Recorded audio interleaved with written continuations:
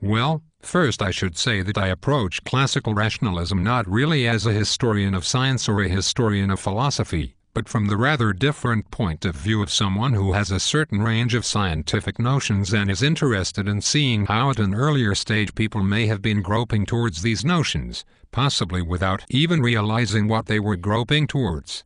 So one might say that I'm looking at history not as an antiquarian, who is interested in finding out and giving a precisely accurate account of what the thinking of the 17th century was. I don't mean to demean that activity. It's just not mine, but rather from the point of view of, let's say, an art lover, who wants to look at the 17th century to find in it things that are of particular value, and that obtain part of their value in part because of the perspective with which he approaches them.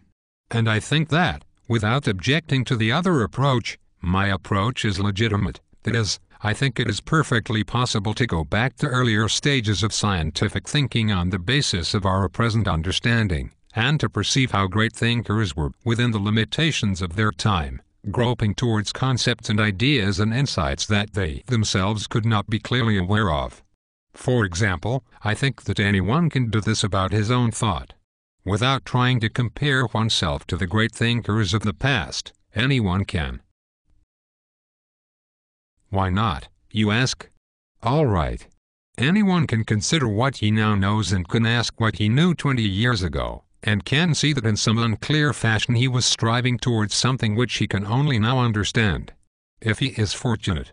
Similarly, I think it's possible to look at the past, without distorting your view, and it is in these terms that I want to look at the 17th century. Now, when I look back at the 17th and 18th centuries, what strikes me particularly is the way in which, for example, Descartes and his followers were led to postulate mind as a thinking substance independent of the body.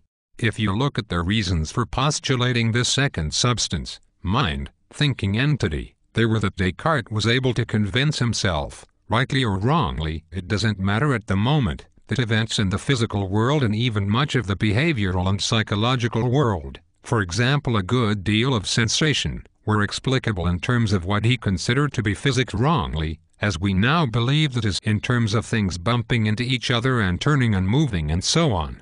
He thought that in those terms, in terms of the mechanical principle, he could explain a certain domain of phenomena, and then he observed that there was a range of phenomena that he argued could not be explained in those terms. And he therefore postulated a creative principle to account for the domain of phenomena, the principle of mind with its own properties. And then later followers, many who didn't regard themselves as Cartesians, for example many who regarded themselves as strongly anti-rationalistic, developed the concept of creation within a system of rule. I won't bother with the details, but my own research into the subject led me ultimately to Wilhelm von Humboldt, who certainly didn't consider himself a Cartesian, but nevertheless in a rather different framework and within a different historical period and with different insight, in a remarkable and ingenious way, which, I think, is of lasting importance, also developed the concept of internalized form, fundamentally the concept of free creation within a system of rule, in an effort to come to grips with some of the same difficulties and problems that the Cartesians faced in their terms. Now I believe, and here I would differ from a lot of my colleagues, that the move of Descartes to the postulation of a second substance was a very scientific move. It was not a metaphysical or an anti-scientific move. In fact, in many ways it was very much like Newton's intellectual move when he postulated action at a distance. He was moving into the domain of the occult, if you like.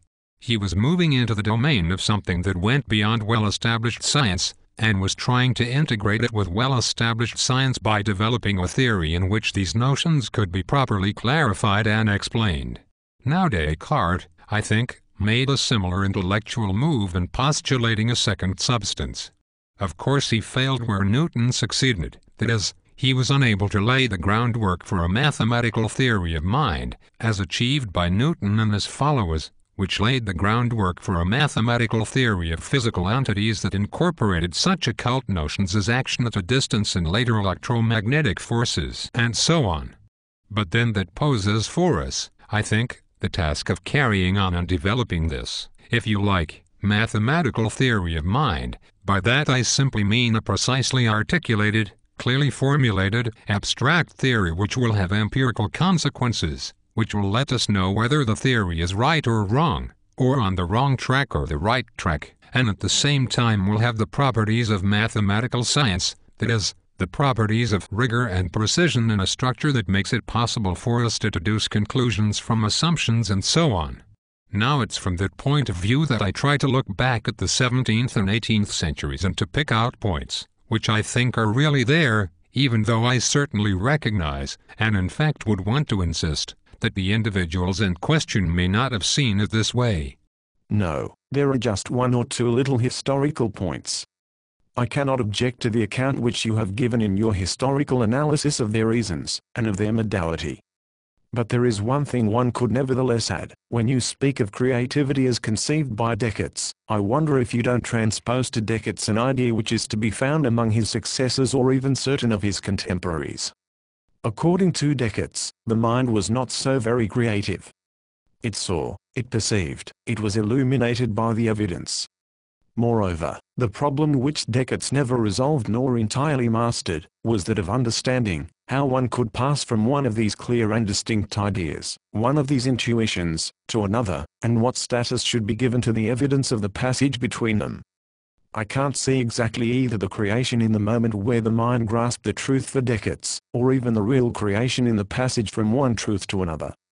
On the contrary, you can find, I think, at the same time in Pascal and Leibniz, something which is much closer to what you are looking for. In other words, in Pascal, and in the whole Augustinian stream of Christian thought, you find this idea of a mind in profundity, of a mind folded back in the intimacy of itself which is touched by a sort of unconsciousness, and which can develop its potentialities by the deepening of the self. And that is why the grammar of Port Royal, to which you refer, is, I think, much more Augustinian than Cartesian.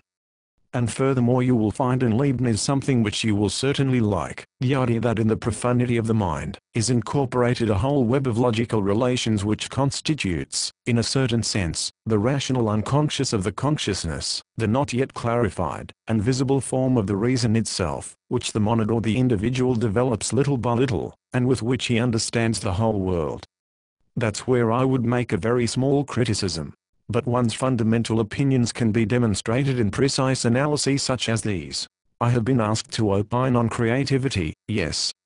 But I don't know, perhaps you would like to speak about it.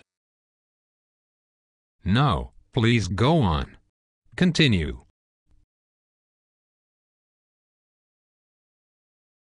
No, I would like to say this. In the historical studies that I have been able to make, or have tried to make, I have without any doubt given very little room to what you might call the creativity of individuals, to their capacity for creation, to their aptitude for inventing by themselves, for originating concepts, theories or scientific truths by themselves. But I believe that my problem is different to that of Mr. Chomsky.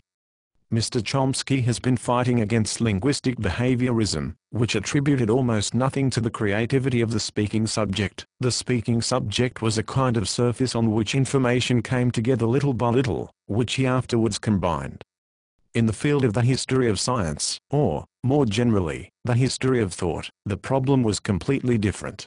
The history of knowledge has tried for a long time to obey two claims. One is the claim of attribution. Each discovery should not only be situated and dated, but should also be attributed to someone. It should have an inventor and someone responsible for it. General or collective phenomena on the other hand, those which by definition can't be attributed, are normally devalued. They are still traditionally described through words like tradition, mentality, modes, and one lets them play the negative role of a break in relation to the originality of the inventor. In brief, this has to do with the principle of the sovereignty of the subject, applied to the history of knowledge. The other claim is that which no longer allows us to save the subject, but the truth, so that it won't be compromised by history. It is necessary not that the truth constitutes itself in history, but only that it reveals itself in it, hidden to men's eyes, provisionally inaccessible, sitting in the shadows. It will wait to be unveiled. The history of truth will be essentially its delay, its fall, or the disappearance of the obstacles which have impeded it until now from coming to light. The historical dimension of knowledge is always negative in relation to the truth.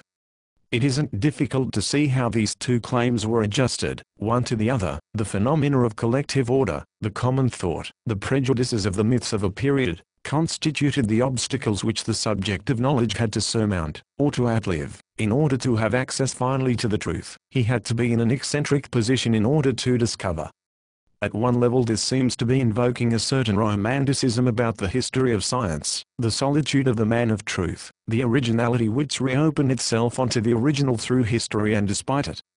I think that, more fundamentally, it's a matter of superimposing the theory of knowledge and the subject of knowledge on the history of knowledge. And what if understanding the relation of the subject to the truth were just an effect of knowledge? What if understanding were a complex, multiple, non-individual formation, not subjected to the subject, which produced effects of truth?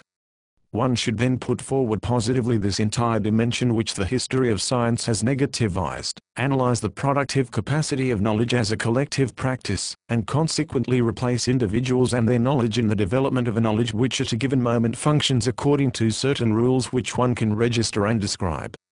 You will say to me that all the Marxist historians of science have been doing this for a long time. But when one sees how they work with these facts, and especially what use they make of the notions of consciousness, of ideology as opposed to science, one realizes that they are for the main part more or less detached from the theory of knowledge.